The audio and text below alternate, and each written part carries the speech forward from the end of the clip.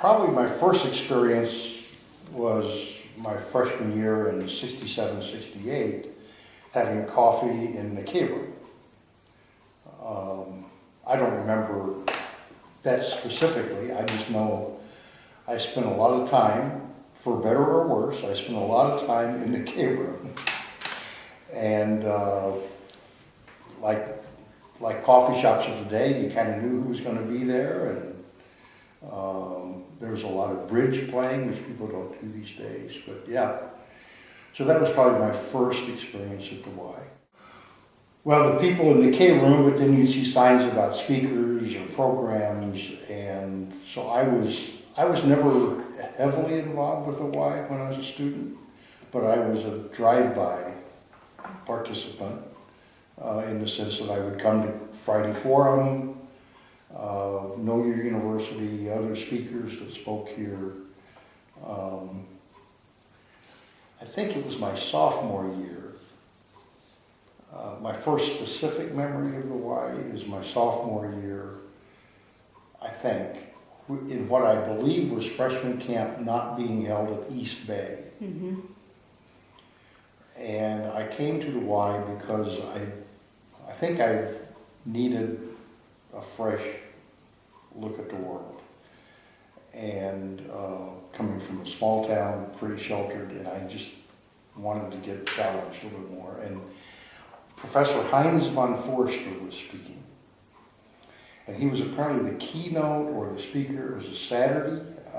I think it was freshman camp, but I'm not sure. Mm-hmm. Professor Heinz von Forster, who was one of the founders of the field of cybernetics in the late 60s, was a genius, was known to be a genius, big thinker,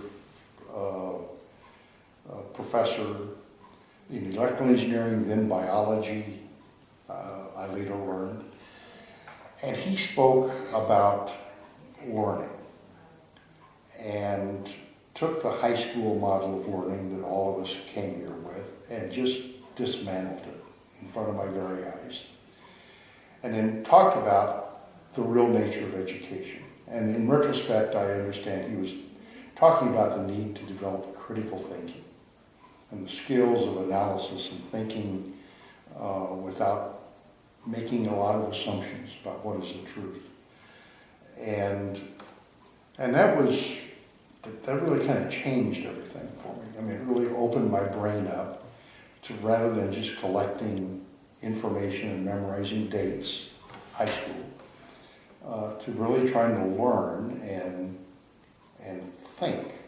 And the Y was a hotbed of learning and thinking and doing it in a very kind of warm, supportive atmosphere. So it was very easy to come to the Y, but very hard to grow and be challenged, but that was why I came. What I appreciated the most from my vantage point as a student and then later in the Dean of Students office was the Y's role as a safe haven. And everybody felt comfortable coming here. Every idea was welcomed.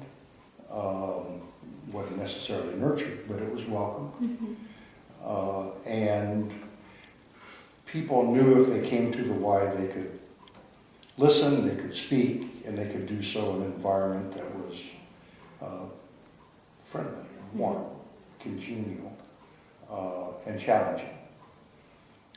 And so the Y had a unique role for the university, I think, in that here we are 100 yards from Lincoln Hall, but in those 100 yards, people could walk across Wright Street and talk about the university as if it were 100 miles away.